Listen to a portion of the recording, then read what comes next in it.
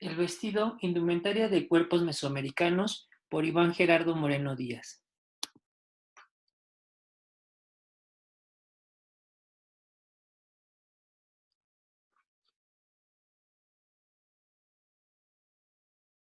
Una de las fuentes que permiten discernir cómo era la indumentaria en el México prehispánico son las esculturas, en las que nuestro país y todo Mesoamérica fueron prolíficos, esculpidas en una gran variedad de materiales y técnicas que van desde el modelado en barro hasta el trabajo de rebaje en piedras basálticas, rocas y piedras semipreciosas, ya fueran figurillas o como parte de una construcción mayor.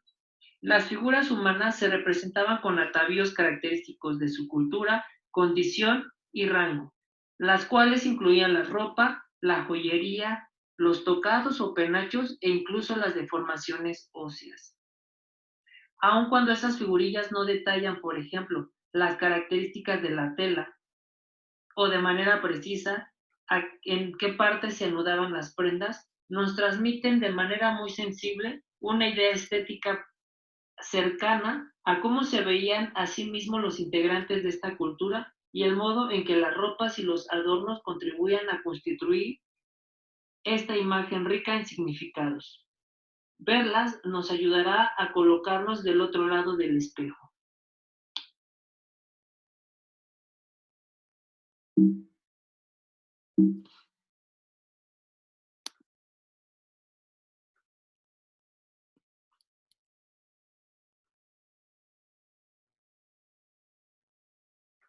La figurilla masculina se representa considerando la joyería que acompaña el taparrabo, además de que esta prenda básica para cubrir los genitales masculinos fue utilizada por todas las culturas prehispánicas. En algunas figurillas llevan pectorales que todavía conservan su color original, azul o rojo, y protectores para hombros y brazos. En el lóbulo de la oreja se han insertado orejeras y en sus muñecas portan brazaletes hechos de laminillas de metal o cuencas. Tienen cráneos deformados en forma cónica, aspecto que entre los mayas se consideraba bello. La joyería que portan las figurillas masculinas generalmente se atribuyen a gobernantes o con actitudes que dan cuenta de su postura social. Las figurillas femeninas llevan lienzo que se le conoce como enredo, al que los mexicas llamaban cuatl y los mayas pic. Este lienzo se enrollaba alrededor de la cadera, doblándolo de distintas maneras en cada lugar. Aquí el enredo va sujeto a la cintura con un pliegue del mismo lienzo. En otros casos se detenía con una faja o con una tira larga y angosta. Era común que las mujeres indígenas llevaran el torso desnudo. En estas figurillas es notable el peinado con el cabello trenzado y dispuestos a manera de tlacoyotl, que es el actual tocado de las mujeres nahuas del estado de Puebla. También es interesante la joyería que portan alrededor del cuello y los brazaletes en los antebrazos y orejeras.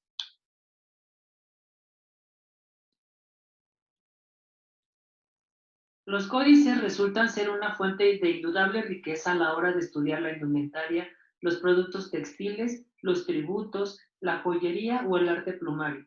Si bien exigen también de una vasta labor de interpretación apoyada en una observación cuidadosa y en la lectura de los textos que en algunas ocasiones rodean a las imágenes de dioses, hombres y mujeres, símbolos convencionales y jeroglíficos con que están constituidos estos documentos pictóricos.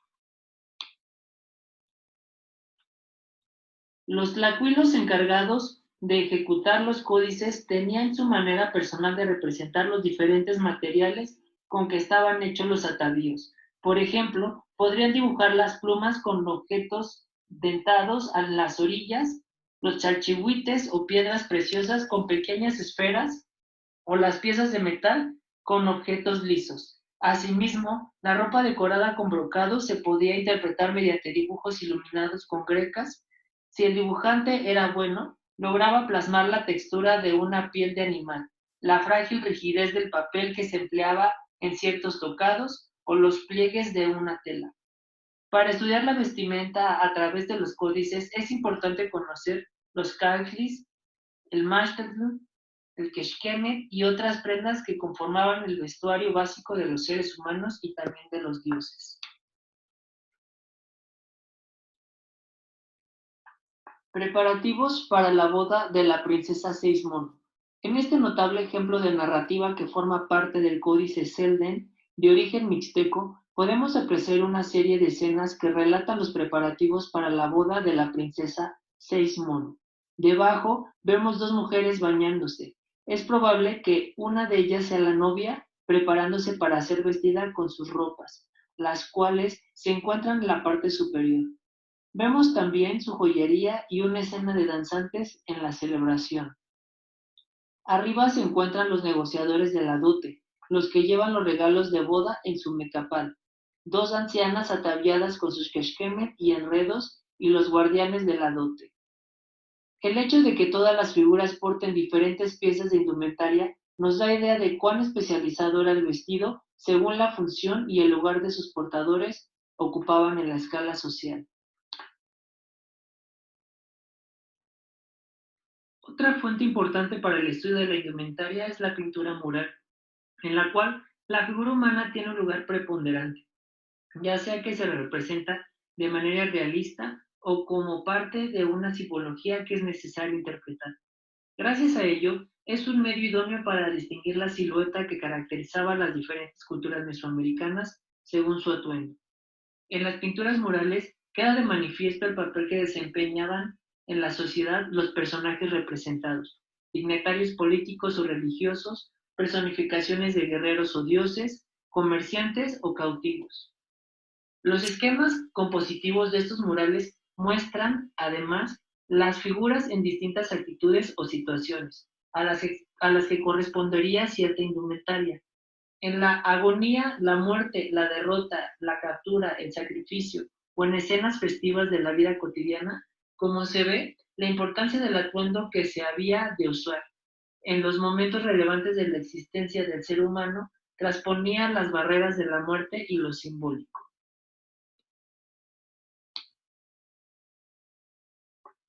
Uno de los ejemplos más esplendorosos de estas pinturas es el de los murales de Bonampak. En ellos, los personajes importantes, por ejemplo, los músicos o los sacerdotes, se pueden distinguir gráficamente por su vestimenta. En otra sección del mural de Bonampak aparecen estas figuras femeninas sentadas, ataviadas con prendas que les cubren el cuerpo y los brazos. Podría ser un huipil o bien una prenda cosida con hechuras del tipo que existían en las tierras bajas mayas. Los niños en esta escena van vestidos con la misma indumentaria de los adultos, solo que a su escala. Las mujeres se recogen el cabello con cintillas, llevan pintura facial y utilizan besotes, narigueras y orejeras como accesorios. La figura masculina lleva un mashnadni, un tocado y pintura corporal. Las cuerdas que se ven amarradas de sus cuellos tienen espinas, ya que están practicando además el rito de autosacrificio y autopenitencia, como preparación para recibir las bondades de los dioses.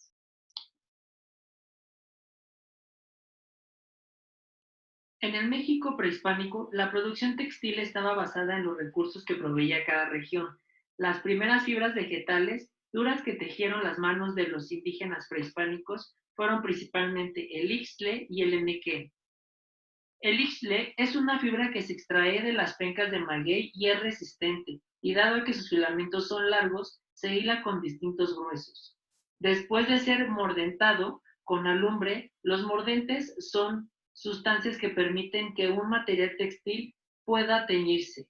El ixtle absorbía mejor los colores. La industria del ixtle fue muy importante ya que transformaba la materia prima principal en la elaboración de prendas de vestir de los primeros habitantes de Mesoamérica. El enequén es originado de la península de Yucatán. Su nombre en español actual proviene de quechua, ejeniquen, y constituyó una de las grandes riquezas de los mayas, quienes la comercializaron y monopolizaron, dado que se utilizaba para sujetar las lajas de piedra, construir armas o fabricar todo tipo de herramientas. Se le consideraba un material sagrado. Siendo una fibra noble y fácil de colorear, era muy utilizado por los pueblos prehispánicos para el diario y para el diario vestir, e incluso como tributo tejido en mantas. Era notable la facilidad con la que la fibra se transformaba, solo hacía falta introducirla unos instantes en baño de color para obtener tonos brillantes como el rojo, el amarillo y el ocre.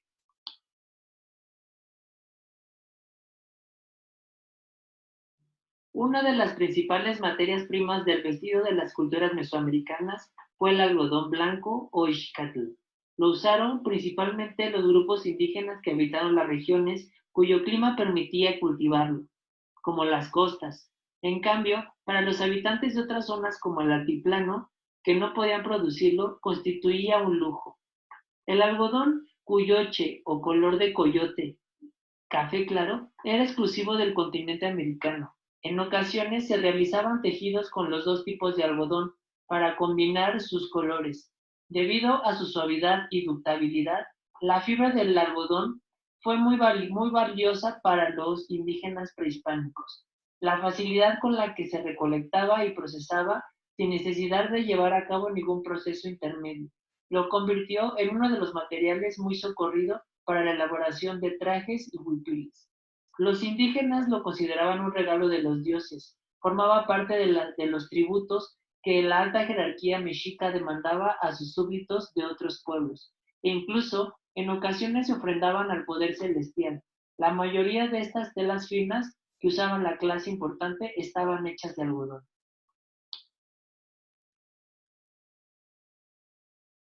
El principal colorante de origen animal que utilizaban los pueblos prehispánicos provenía de la granja cochinilla, insecto que se alimenta del nopal.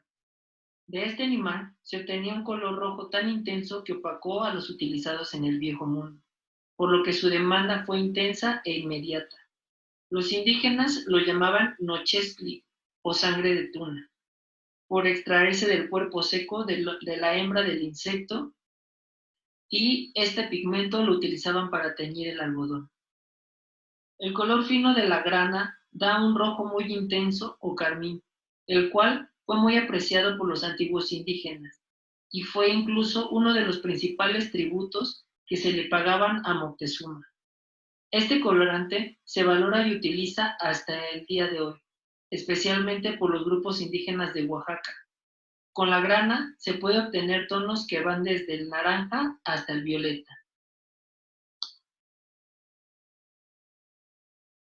Para conseguir el color púrpura, los indígenas mesoamericanos recurrían al tinte conocido como púrpura marítimo, que destila como medio de defensa el caracol marino que habita en las costas del Pacífico. Lo utilizaban para teñir prendas especiales que conferían a sus portadores poder, nobleza y pureza. Para obtener este colorante, se retira al animal de las rocas y se le saca a la superficie.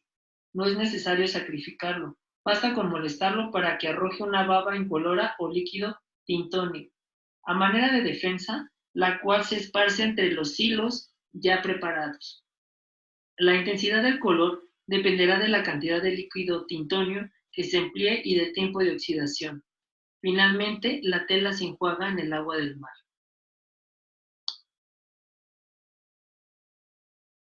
Entre los métodos de hiladura que usaron los antiguos indígenas se encuentran principalmente la torsión con la yema de los dedos, la hiladura sobre el muslo o con la palma de la mano sobre una superficie plana, y aquella que se utilizaba del uso y el malacate.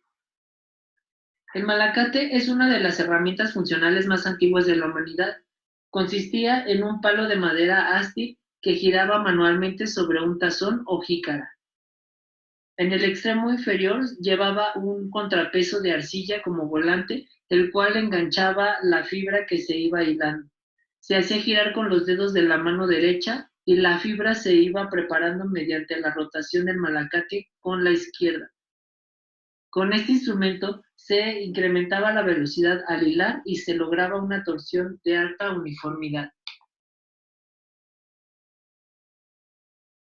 Para continuar explorando el tema de los tejidos y los vestidos en el mundo mesoamericano, te invito a ver el siguiente video o si prefieres continuar investigando en fuentes bibliográficas, te recomiendo estos 3 libros.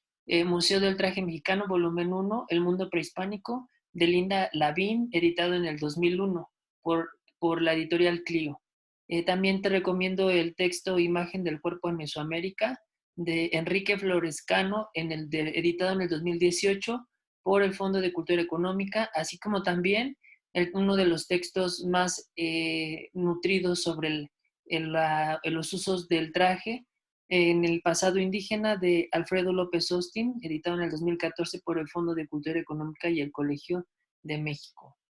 Muchas gracias por tu atención y esto fue mi exposición sobre el vestido, indumentaria de los cuerpos mesoamericanos. Mi nombre es Iván Gerardo Moreno Díaz. Gracias por tu atención.